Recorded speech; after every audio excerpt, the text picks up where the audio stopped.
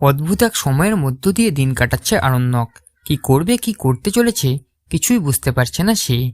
একদিকে গরিমা, অন্যদিকে রোশনাই। কাকে কিভাবে ম্যানেজ করবে কিছুই বুঝতে পারছে না। আর এই এত কিছুর মধ্যেই দারুণভাবে অভিনয় করে চলেছে আরণ্যক। নিজের বুকে পাথর চাপা দিয়ে হাসি খুশি চেহারা নিয়ে সবাইকে দেখিয়ে গরিমার সাথে সঙ্গীতের অনুষ্ঠানে পার্টিসিপেট করেছে। সেখানেই পারফরমেন্স করছে রোশনাই। আর রোশনাইকে দেখে যথারীতি চমকে যায় গরিমার মা। এদিকে আরণ্যক তো খুবই খুশি হয়ে যায়। তার ভালোবাসার মানুষ রোশনাইকে নাচ করতে দেখে এক নজরে তার দিকে তাকিয়েই থাকে, তার নাচ দেখতে থাকে। সেই সময় পাশে বসে আরণ্যককে দেখে প্রচণ্ড রেগে যায় গরিমা আর বলে, আরণ্যক, কি দেখছো এমন করে?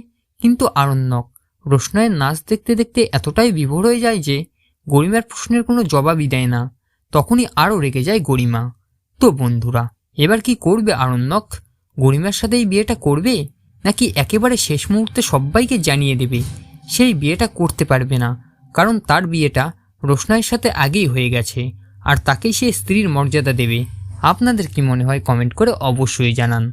মূল ধারাবাহিক দেখতে হলে অবশ্যই চোখ রাখুন স্টার জলসার পর্দায়।